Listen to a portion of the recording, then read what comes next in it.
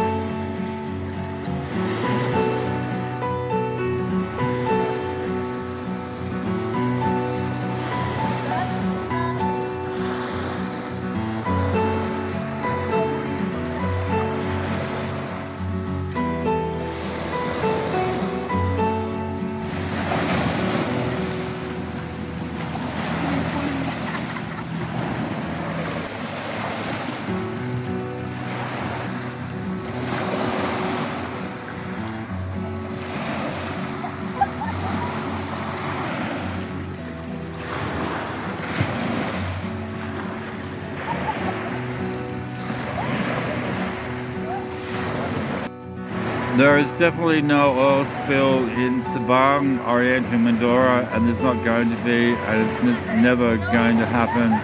So please come to Sabang and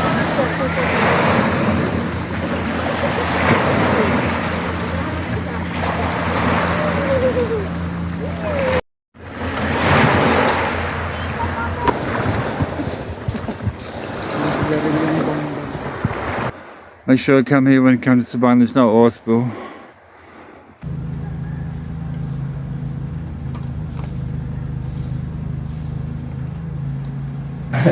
Special child. Special child. The advantages of living on an island would be? It depends, but it all works for me. Like, I can live in the city, I can still enjoy myself. And also in the island. Okay.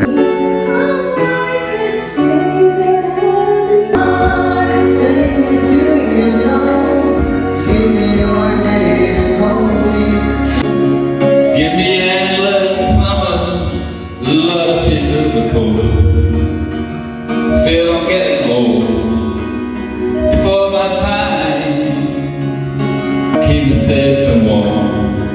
in pouring rain. Give what I'm doing, all I can to be a better man. Well, they look like they're ready for a walk. On the road again. Still alive? Yeah. Oh, it's a tattoo shop. Hello, how are you? Hello. You good? Tattoo studio. Ink Pirates. There you go. Settled some. Well, Chicho's still a crazy little fucker. Oh, you're on camera. Yeah.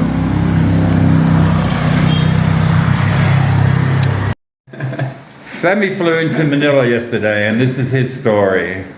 Frenchman. Hey guys, just arrived yesterday morning in Manila, and before that I've been on the road like Cambodia, Laos, Vietnam, traveling with a motorbike. So a lot of lands, a lot of driving. So yesterday, as soon as I arrived here by morning, I was really missing going on the water, just have a swim. It was really hot, and scuba diving as well. So immediately took a bus from Manila. Actually took 3 buses to arrive south of the island of Manila. Took a boat. It was really good timing, and beginning afternoon I was here with my friend at Puerto Galera swimming. Had a lot of fun. Yep, so Perfect place. the short thing of that, he arrives in Manila airport in the morning, and in the afternoon he's on an island at this incredible beach. Perfect timing, right? That was day 1, and then day 2, diving. And he just got back from having 2 dives, which was cheaper dives. So tell us about that. Yeah guys, so here Puerto Galera is really famous about scuba diving. There's so many dive shops in front of the sea. So I came here with this purpose to dive again for a long time. And did 2 dives today. I was supposed to do 1, but the first one was really good. Really. Oh, you loved it so much you went back again for more. Exactly. So they were like, after we're going to these secret places, do you want to join? I was like, hey, count me in, let's go. So we did this second dive, and I don't regret it because I saw 2 species I've never seen before. Magnific. Amazing for a diver. And also last night you were chatting to a diver from Texas, and you guys were doing a dive talk chat. Yeah. Oh, this guy is really impressive because he's like same certification as me, but he's got like a really good environmental project. He's here for like a purpose of rebuilding some corals area. So his plan is like to make fake corals tree underwater, like picking some dead corals but not entirely dead, put them in a fake tree, make them green for a few months, and then put them back on places for make grow some corals. So that's very coral interesting regrowth project. Yeah. And I did hear you say that you're impressed at Dungong Beach yesterday, that there's live coral there, and you swam to many places where that hasn't been the case. Yeah. So what is cool about here is mostly the people who go underwater, divers, not that many snorkelers, which is cool because the boats take care of the corals. They don't throw the anchors anywhere. They have line and they attach to the line. That's very important because if you have like 20 boats a day and come to the same place and just throw the anchors, you're gonna damage the corals. And here they don't do this. They put a lot of respect on the corals and they just attach to a line. So it managed to survive pretty well. Still now it's like full green, like full corals, full colors. It's amazing. It's a young Frenchman who's blitzing his way through the Philippines and Southeast Asia, having the time of his life. And that's Sammy. Cheers. Cheers. Thanks for chatting, mate. You went to Java, Indonesia, and the Philippines. Dropped into French Caledonia on your first trip as a solo traveler in 2020, and you sort of thought all of Asia was like that. Then you went to Vietnam, Cambodia, and Thailand, and you realized that it's way different. Yeah, it is, exactly. So yeah, my first trip in 2020, just before COVID, did Indonesia and Philippines. And these 2 countries were really absolutely brilliant to start because all the people here are really lovely and welcoming, and they always come to help you. And then this trip I start same Indonesia, but then I went to Vietnam, Cambodia, Laos, and Thailand, as I said. And I was surprised. The people are still lovely. Don't take me wrong. The people are still the best. Really, like every time, a big humility, big humble, like lessons on the life. but they get really a lot of struggle with English. It's not as common as it is here or in Indonesia to study English at school. So you cannot interact with them as much as you're doing here. You cannot have like we have today, just a meal with some locals and have a perfect night. So you always need to stay in touristic place and stay with like tourists more than going and enjoy the local experiment. Yeah, that's one of the greatest things about the Philippines is that people are fluent in English. Yeah. Whereas in other parts of Asia. I asked some guys I met today on the beach, and I asked them like, where did they learn actually? And apparently when they got to school, to high school, whatever the high school or even after, obviously, whatever the subject you're studying, could be like history, engineering, whatever, most of the course are in English. So, all right. Yeah, so they got no choice to learn. They got no choice to learn then. Yeah, it's very different. I got it. In Europe, when we learn a language, we have like a specific courses for this language. We don't learn this language to all the classes, and for them it's different. That's why they talk that well. Yeah. It's cool. It's like being at home because, and you don't have to learn their language. Like in Java, you do have to learn Indonesian, right? Oh yeah, definitely. Yeah, to get by. So Indonesia is great. Love the country. Similar to Philippines in ways, but the Philippines does have the major advantage.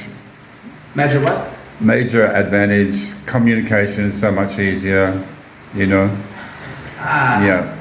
It's tough. It's tough to make difference. I mean, both are like many islands. So Indonesia, for example, you go to Bali, it's way different than Sumatra, which is also way different to Flores Island, which is more east. Okay.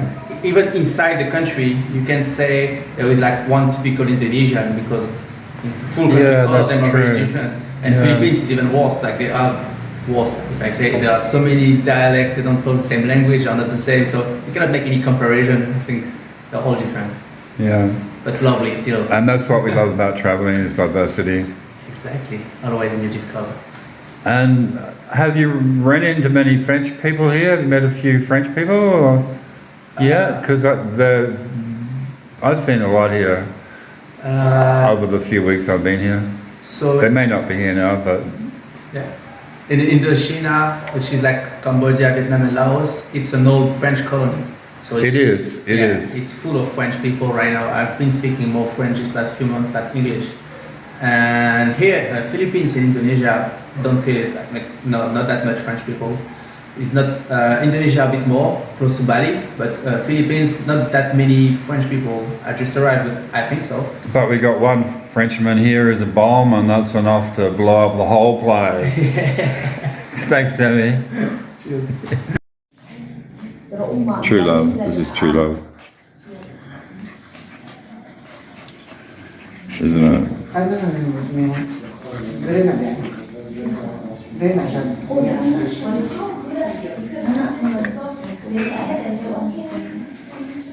Yeah, there's a couple arrived to get a room and they're having a board meeting to decide how to do it. This is the board meeting in progress. Yeah.